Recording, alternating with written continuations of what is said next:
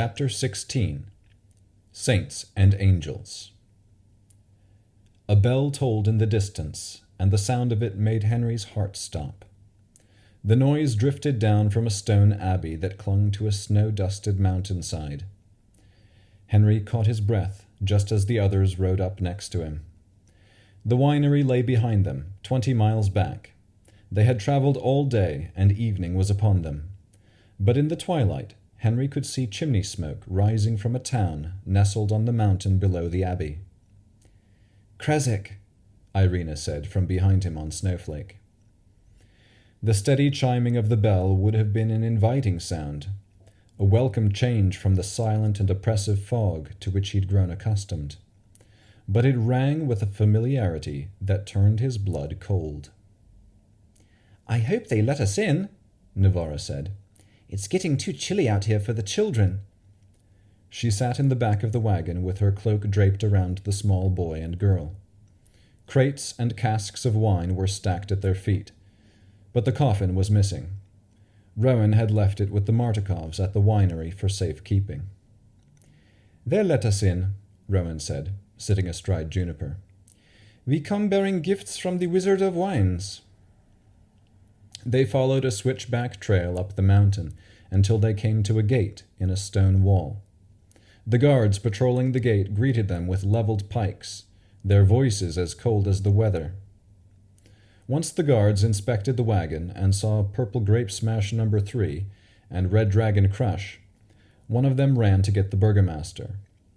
The gate opened a few minutes later, revealing a short man and a tall woman, both wearing fine clothes trimmed with fur. The pair stood out in the thin blanket of snow, their skin darker than Rowan's, darker than the Vistani. Come in," the short man said, his hair white with age. He looked over each of their faces. "I've never seen any of you here before. You have our shipment of wine?" Henry thought Elvir should have come with them, but the bard stayed with his family, worried there might be another attack of blights.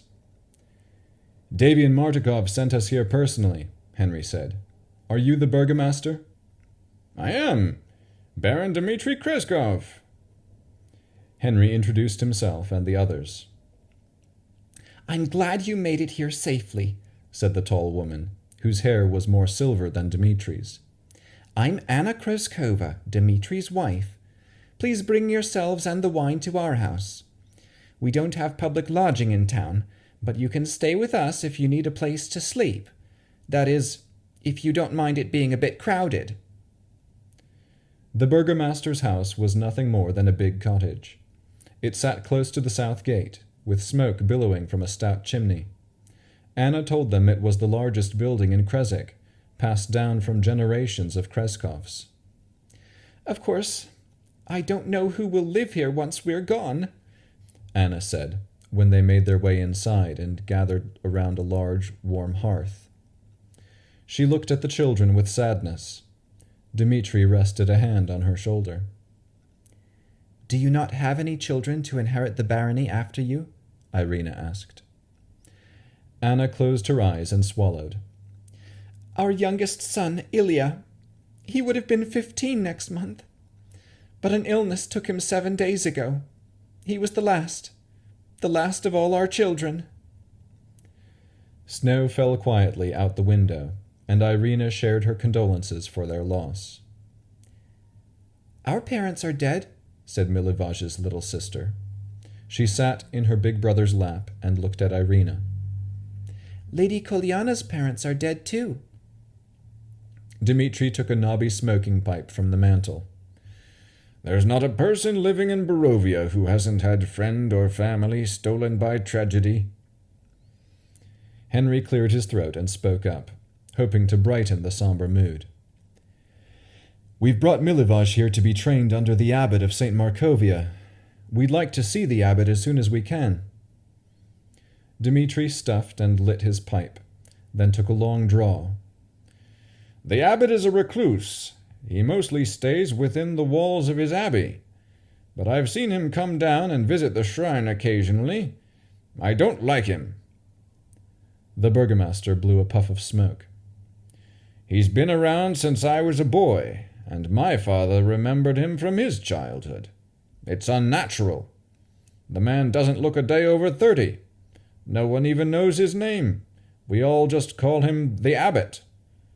Some think he's a servant of Strahd. Others say he's the vampire himself in disguise." "I don't think he's Strahd," Anna said. "Any time there's someone mysterious, people are always quick to point fingers." "You told me the other day you didn't like him either," Dmitri said. "I don't," she agreed. "But that doesn't mean I think he's a vampire. And I do think he has secrets. If he is a servant of Strahd, he brings a disgrace on St. Markovia herself." "Who is St. Markovia?" Navara asked, holding her hands to the dwindling fire. "A woman of great honor and virtue," Anna said. "She was a priestess of the Morning Lord around the time Strahd came to power. She founded that abbey on the mountain as a place of refuge for the poor and healing for the sick. After Strahd became a vampire, she marshaled her followers and tried to storm Castle Ravenloft." "Let me guess," Rowan said with a frown. "She was killed." Anna nodded. "St. Markovia never returned to her abbey." "All those poor souls who think they can defeat Count Strahd." Dmitri shook his head, pipe smoke curling around his face. That night, Henry fell asleep to the haunting sound of a church bell. And when he dreamed of mutants. He dreamed of Vasilka. He dreamed of the madman with the baritone voice. Dawn came, and Henry awoke in a cold sweat. The others still slept in their bedrolls by the dead fire. Milivoj and the children were upstairs in the loft, sleeping on beds provided by the Kreskovs.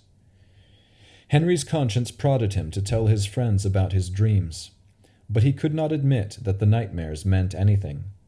He tried to shake off the sinking feeling in his gut, like he did most mornings, but this time the oppressive sensation only sank deeper. When the others woke up, Henry only told them that they should leave the children at the burgomaster's while they go to the abbey. "We don't even know if the abbot will want to train Milivoj," Henry said. "Let's just keep an eye out and remember what Dmitri and Anna said. We can't be too careful." Irina, Rowan, and Navara walked with Henry along a gravel path that climbed above the mist to the abbey. At the first bend in the road, the snowy trees below them parted to reveal a pond and an old gazebo on the verge of collapse. A stone statue of a forlorn, bare-chested man stood inside the dilapidated edifice with arms outstretched, as though waiting to be embraced. The sight of it made Henry's heart skip a beat. But it wasn't until they approached the outer gates of the walled abbey that he finally stopped in his tracks and forced the others to do the same. A figure sat atop one of the gate's crumbling stone outbuildings. It was too far to make out clearly, but Henry saw the silhouette of its dog-like snout. He knew that if the creature stood up, he would also see human arms, feline legs, and a swishing donkey tail. Henry could not avoid the truth any longer. "I've dreamt about this place," he said, continuing to stare at the gate. "What?" Rowan asked. "Remember I told you I had dreams, that I was a man who tortured and mutilated people? Well, it all happened here." Henry expected his friends to be more incredulous, to ask him if he was mistaken or if he was certain, but they didn't. Instead, they believed every word he said. "What do you think we should do?" Irina asked. "In my last dream, the man, whose eyes I'm always looking through, spoke to some lord, someone in charge. The man was using a kind of communication magic.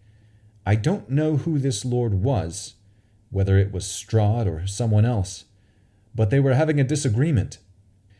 If, by the worst luck, the man from my dreams is the abbot, and he's been doing the things in my dreams, then we need to stop him.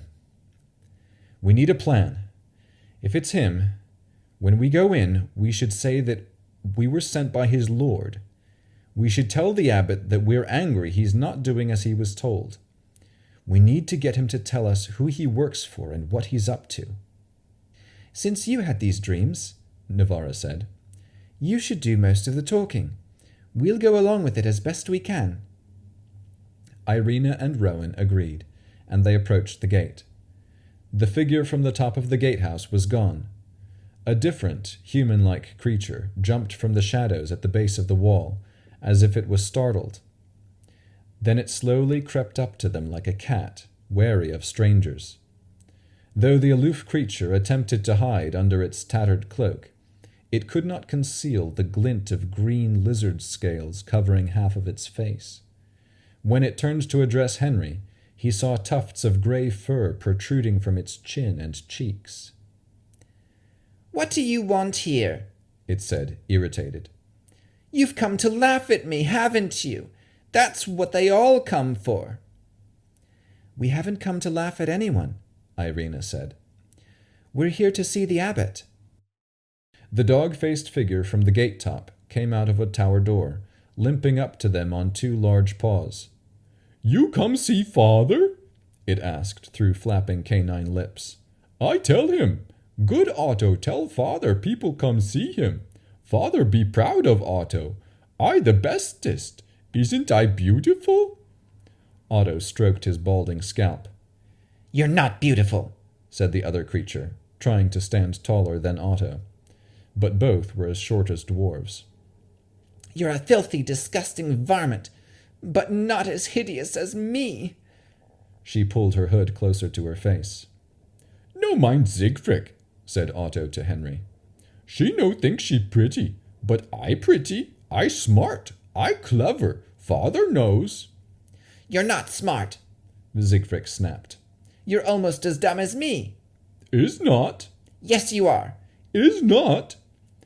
Both creatures bickered with one another until Henry stepped in. "Can one of you please take us to the abbot now?" he asked, firm but polite. "Follow me. Otto knows where father is." The dog-faced mutant turned on his paws and hobbled quickly up the road, leaving his companion Siegfried mumbling profanities at the gate. Henry was surprised that he and the others had to walk at a brisk pace to keep up. "Otto," Navarra said, "don't take this the wrong way, but what exactly are you?" "I Otto Bellevue, from Bellevue's." "Who are the Bellevues?" Rowan asked. Otto continued to walk quickly. "Sick family, very ill. We came to Abbey. Had father heal us. Father say he make us better than before." "Did you come here recently?" Rowan asked. "Long years back," said the creature, stopping at the closed wooden doors guarding the inner cloister. A tarnished copper sign mounted on the right wall read, "St. Markovia, may her light cure all illness." Otto took a key from his belt and unlocked the doors. They creaked open, letting mist seep into the courtyard beyond. As they entered, a pair of scarecrows in rusted chainmail were the only guards that watched them from the stone parapet. The complex of buildings was unmistakable. Henry could almost hear the jabber of screams erupting from the madhouse to his left. "What's that wailing sound?" Irina asked. "You can hear that?" Henry whispered. He had thought the noise was only from a memory of his dreams. "That's mongrel folk," Otto said. "Lesser Bellevues. Otto much smarter, much wiser than them. Come this way." Otto led them to a large stone building on the north side of the courtyard. Staircases ascended to their left and descended to their right as they entered a warm hall. A golden disk hung above the fireplace, looking down over a long wooden table in the center of the tidy chamber. Sitting at the table was a voluptuous woman with alabaster skin and red hair pulled up in a bun. It was Vasilka. Holding her hand was a handsome man in white robes. Henry did not recognize him, but he could identify the sun symbol he wore around his neck, the sign of the Morning Lord. The man stood up and held out his arms. "Welcome, friends." That voice, that deep baritone voice, it was him. "Sir Abbot of St. Markovia," Henry said, hoping his guess was correct. When the man bowed in acknowledgement, Henry chose his next words carefully. "We have been sent here by your lord to ask why you've been disobeying his wishes." The abbot walked up to Henry, his blond head towering above the night. "You couldn't have been sent here," he said. "We have," Henry insisted, "and we're staying until you tell us why you are in defiance against your lord." "Henry Gibson," the abbot said slowly, "you should not be here." Henry's mouth opened at his name. "You must go home at once," said the abbot. "Barovia is no place for you." "How do you know me?" Henry said in a strained whisper. The abbot looked at Henry like a father peering down at an ignorant child. "I've known you since the day you were born. I'm your guiding angel." The abbot's skin changed, glimmering with a silvery sheen, and his eyes shone with an otherworldly luster. Henry felt like the room was pressing in around him, swallowing him up into a pit of darkness. The many windows, high and wide, did nothing to let in the light. "Some angels think it's their life work to pry into the lives of their Azimars," the abbot said. "I, on the other hand, wanted to give you independence. I have taken on the responsibility of healing Barovia myself. I will do what needs to be done, which is why I didn't want to bring you here, even at the insistence of the Morning Lord. You needed to stay home, have a peaceful life, carefree of Barovia's burdens. I see that I've failed to keep you away. Why did you come to this evil place? Weren't you happy in Blackford?" "You," Henry said in disgust. "I saw you hurting people. That woman there," he pointed at Vasilka. "You were torturing her." "That can't be right. Did you dream this?" "I've dreamt about you and what you've done for many nights. Otto was there, and the mutants in the madhouse." The abbot frowned. "It seems as though there's been some kind of connection established between my consciousness and your dreams. That shouldn't be. What about the happy dreams I gave you?" "Never mind. I don't know what happened or how it happened, but I can fix it." The abbot waved his hand over Henry's head and said a brief prayer. "There, now your dreams should go back to the ones I gave you before. I'm sure you liked those." Henry's life, his existence, his being, had it all been ordained by this psychotic angel? "I didn't come here to get my dreams fixed," Henry said. "Whatever the reason, you must go back to Blackford. There are evils here with which you needn't bother yourself. Go home, Henry." With a pompous dignity, the abbot turned to the others. His eyes lit up when he saw Irina. "That face," he said. "I've been looking for a beautiful face such as yours. Vasilka!" He snapped his fingers, and the porcelain-skinned woman at the table came running over. "Look, Vasilka, I've found a new face for you." "Me no want new face," said Vasilka, touching her cheeks. "Me no want ouch." "Vasilka!" the abbot said, putting a hand on the whip at his belt. "You will obey me. Now then, girl," he turned to Irina, "I would like your face." Irina's mouth dropped, and the color drained from her lovely features.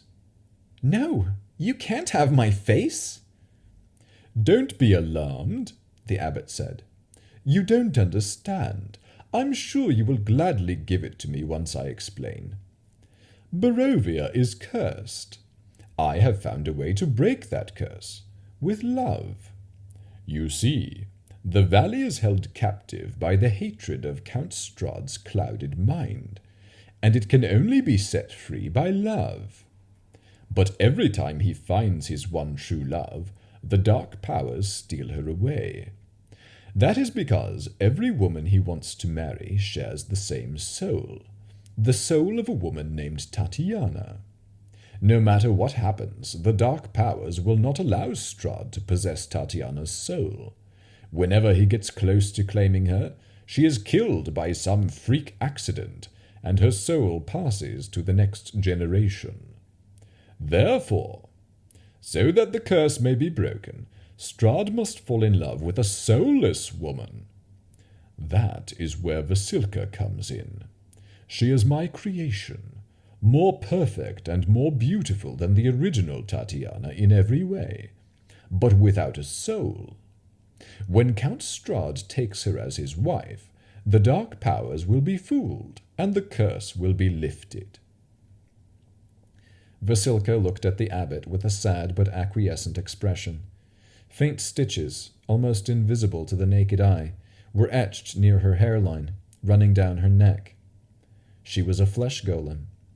Henry had heard of such monstrosities at the houses, but never studied them or delved into the metaphysics of whether such artificial beings had souls. Now then, if you care for Barovia, you must give your face to Vasilka. It's for the greater good. Have no fear, he said, when Irina started to back away. You can live without your face. Henry and the others instinctively pressed in around Irina, like mother bears protecting their cub. Henry felt sick. The abbot's implacable demeanor testified that he really intended to carry out this warped plan. Henry needed to think fast. "This is all news to us," Henry said, then looked at the holy symbol around the abbot's neck. "We need to go away and pray about what you've said. We will come back once we've come to terms with the will of the gods. Then we can help you." The abbot was calm and spoke as if everything was normal. "Don't listen to the Morning Lord concerning this matter. He doesn't understand what it's like living here. Take my word for it." "All the same," Henry said, "we still need to process what you've said." The abbot continued to stare at Irina. "Very well, but make sure to come back by tomorrow morning. Count Strahd will be here in 3 days. I need to have Vasilka ready by then, and this time she needs to be perfect. The last time Strahd came, he ripped my creation to shreds." Another wave of dread washed over Henry, but he held himself together, hoping his composure was as convincing as the abbot's. He nodded and agreed to the abbot's request that they would come back the next morning. Then he hastily left with Irina and the others out the door.